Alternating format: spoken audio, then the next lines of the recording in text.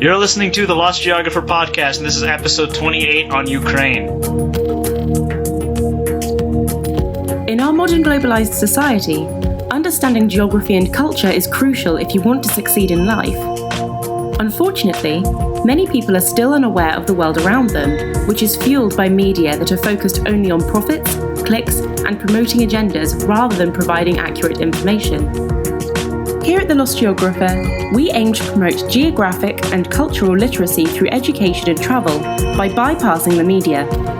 We have guests who talk about their own countries from a native perspective, travellers telling their stories and lessons, and related topics that will aid you on your journey towards geographic and cultural literacy. Get the raw, candid truth about the world we live in and understand your place in it. Because at the end of the day, it's your world. Own it.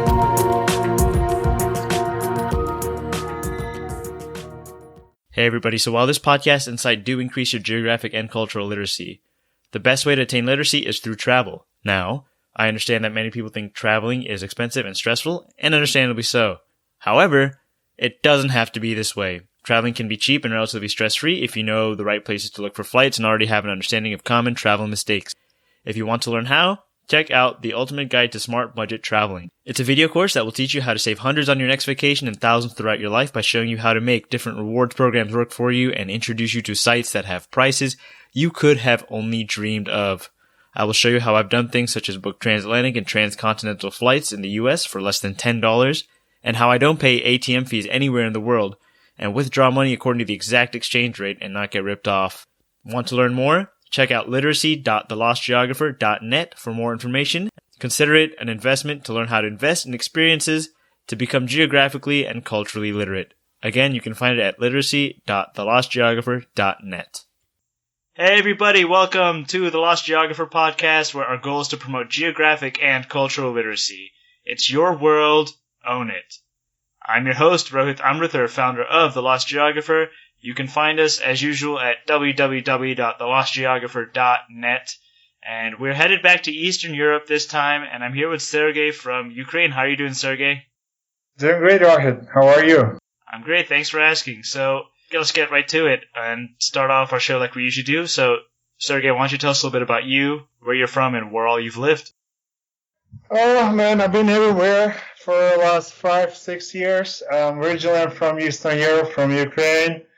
I was born in eastern part, closer to the Russian border. In age of 13, I was moved to a little peninsula park called Crimea. Gorgeous place. Went to university there, studied sports, and then in age of 21, I decided to to explore the world, and I headed to United States. Landed to Boston, Massachusetts, spent there few months, and then I spent a few months on Nantucket Island, gorgeous place, and basically I stayed for a couple more years in Boston, and now I live in Midwest in Kansas State. So here's my little trip. That's cool. So did you just decide you wanted to come to the United States? Is that, or did you have like a specific reason?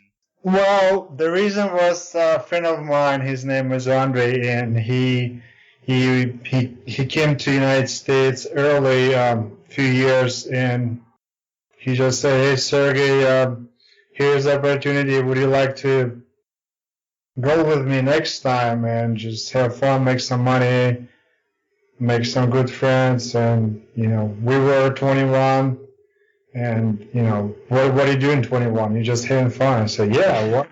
Hell yeah, I'll do it. So let's get to talking about manners and etiquette. So what are some manners and etiquette that people in Ukraine observe that you've noticed is unique to Ukraine?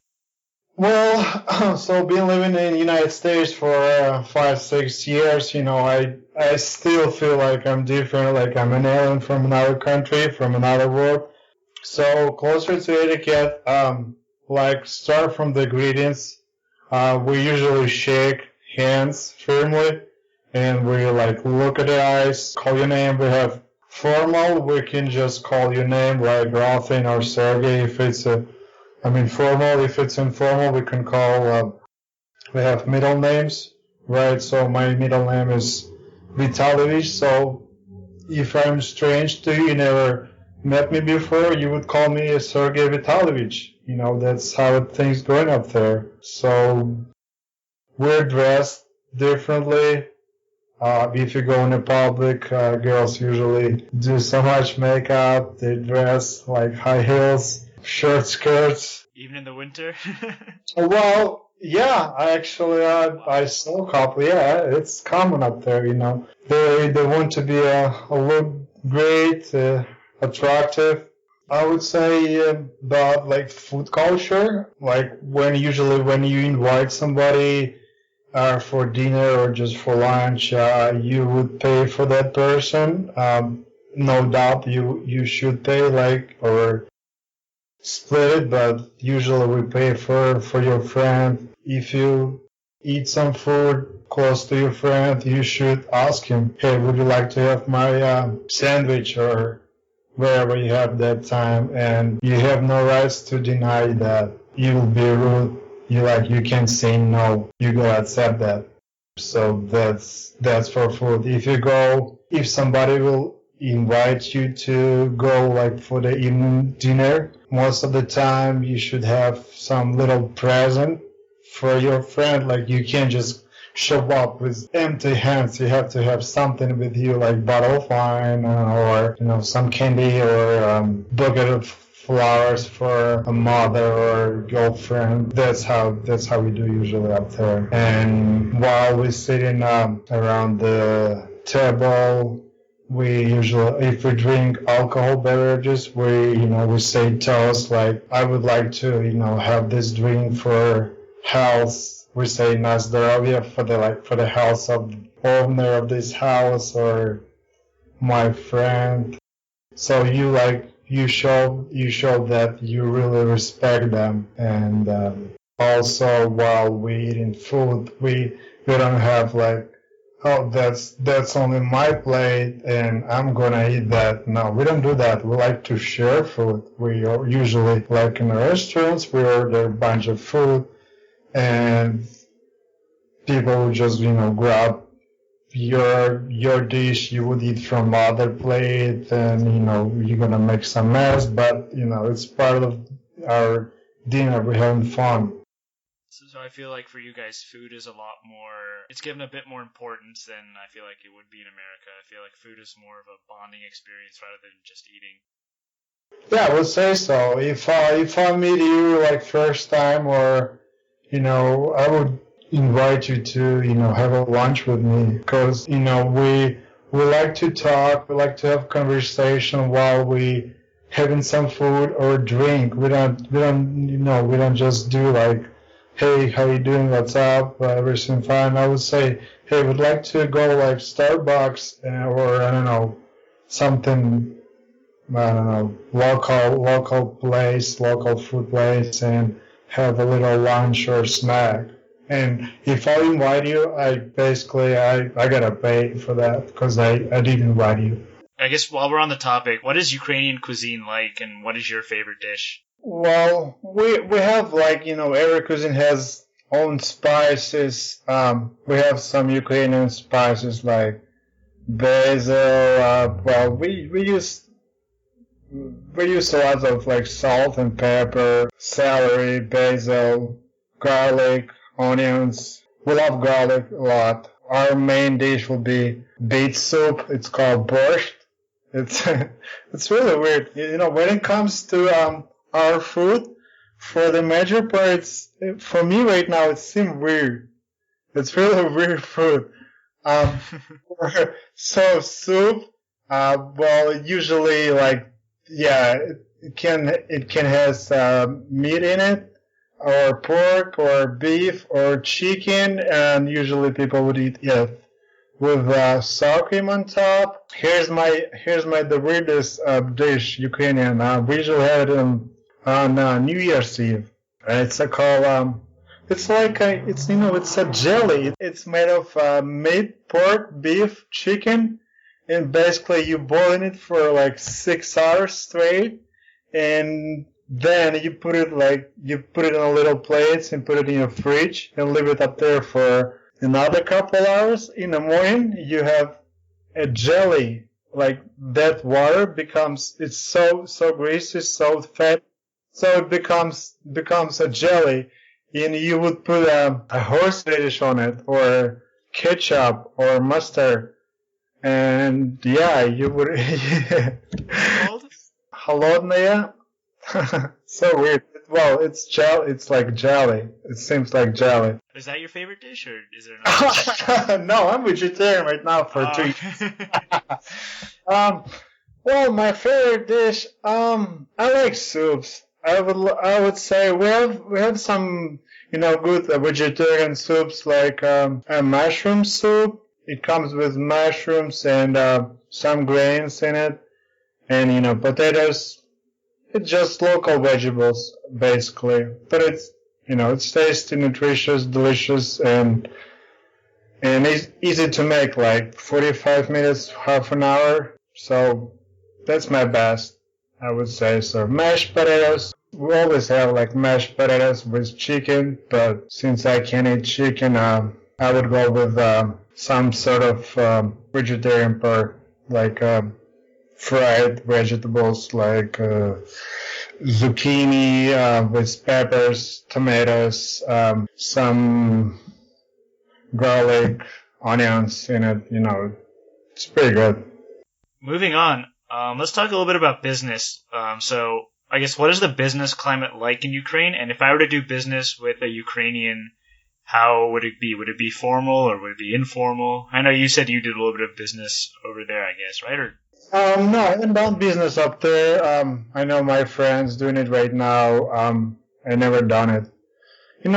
It's tricky right now because we have a crisis. We had a revolution. We had so much problem with the Russian government, and right now it's tricky. I believe so. Maybe it's getting a little better, but for a couple years, situation unstable, and I wouldn't recommend to invest money right now, probably, unless you really know a person who you want to do business with. But if you're approaching business, I think it's informal. Okay, so it's like you guys would go, I guess, meet for a drink or something and just have a chat over there? Or? Yeah, like you usually, if you approach a group of people, you would shake their hands, you would look in their eyes, you would smile, you would say, "Hey, my name is blah blah blah. I'm from America. I would love to, have some business." And you would go to, local restaurant, talk about, I don't know, some soccer, boxing, some sports, and then we will start talking about business. Well, you gotta trust that person. You gotta make sure you know them, because they could be tricky. They could do some crazy stuff. You gotta trust them for 100%. Is it true that, I guess, if you did want to do business in Ukraine, that there is a bit of corruption in the government, so that makes it difficult? You got bureaucracy. Oh yeah, absolutely. You gotta bribe everyone, like little paper, little application you gotta file. You gotta pay money for that, for small stuff, and it accumulates from one piece to another piece, and you will pay a lot of money. And along the way, while you're doing business, people would arrive and ask, "Oh, do you have that permission, fire department or house insurance or wherever?" And you gotta like take care of them. You gotta do something unless you're secured and you feel comfortable. But otherwise, you gotta pay them a little money. So I guess moving on from that, what are some other interesting cultural facts that you think the audience would benefit from knowing about Ukraine? So we were talking about food. The food is my biggest concern here, right? I would say parties or like a friendship. So in Ukraine, I have so many friends. I'm still talking to my friends. And we're like brothers, we grew up together. We went through hard parts of our lives, and we're like real brothers. Here, people can call you a friend, but they don't really know who you are, where you're coming from, and like your past. So that's like I can understand. Also, in the public, people like they too apologize it or like sorry. You just coming by and they're I'm sorry. Like sorry for what? You haven't done it. You haven't done anything. Why are you sorry? Like come on, dude, relax. maybe my face too scary for them or look like a Frankenstein, but usually like here in school, I'm like in cafeteria. I just went to cafeteria. I'm just walking by. Like I'm sorry. You haven't done anything for me. You have to be sorry. Relax. It's just I think we just over apologize for Mm-hmm. being in someone's way.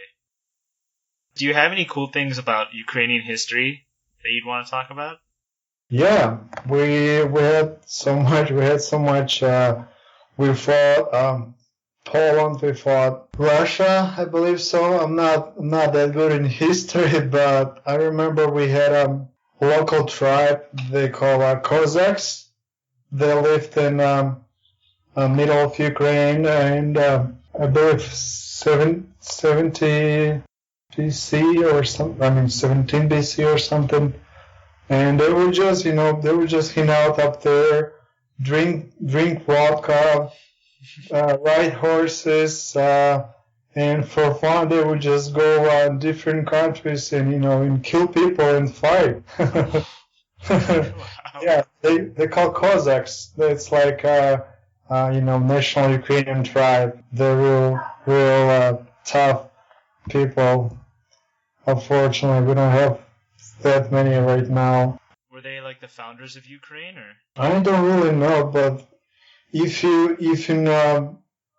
know the Kiev Rus, if you heard about like history of Russia, Russia became from Kiev, established like the whole government, and I don't really good in the history, but I know that we started from Kiev, and the Russia and Ukraine we just grown so fast, because we love to go different countries, and kill people and take their lands. That's how we lived.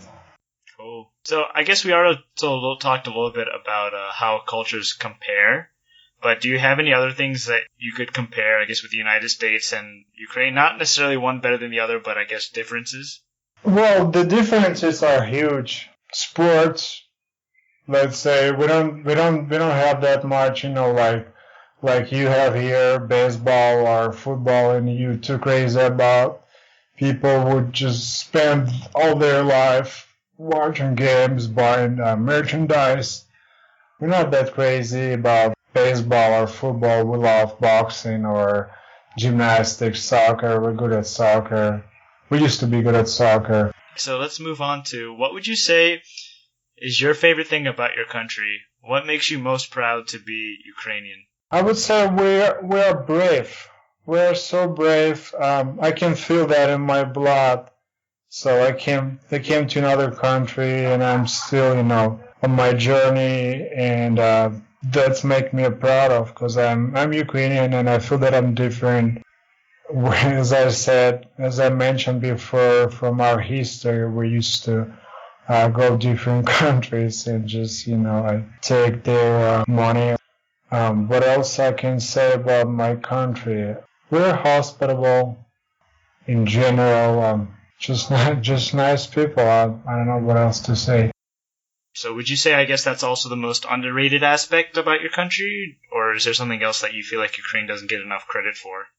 No, I don't think so. There are lots of things going on in Ukraine, but I mentioned, the most that I like. Maybe if you go in Ukraine, you will see it from the different angle. But as far as for me, that's my biggest that I like in Ukraine. So I think so. Okay, cool.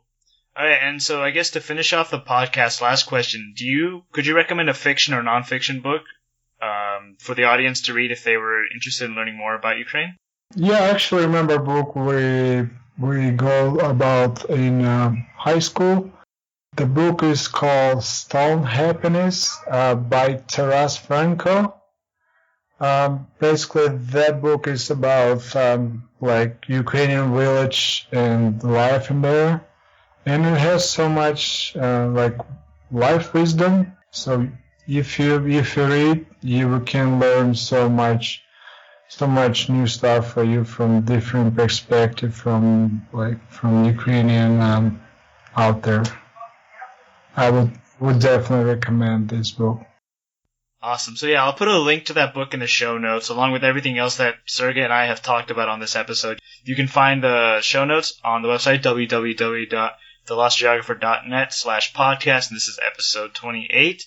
But that's all for this podcast. Sergei, thank you so much for coming on to talk about Ukraine. I really enjoyed our discussion, and I'm sure the audience will enjoy this episode as well. Yeah, thank you for having me. All right, guys. So hope you enjoyed this episode, and remember to tune in next week for another awesome episode of the Lost Geographer Podcast. And until then, just remember, it's your world. Own it. Thank you for listening to this week's episode of the Lost Geographer Podcast. Remember to tune in next week for another episode to aid you on your journey towards geographic and cultural literacy. In order to help spread the word, please rate, review, subscribe, and share the podcast so that we can help create a new wave of understanding in our world. Remember, it's your world. Own it.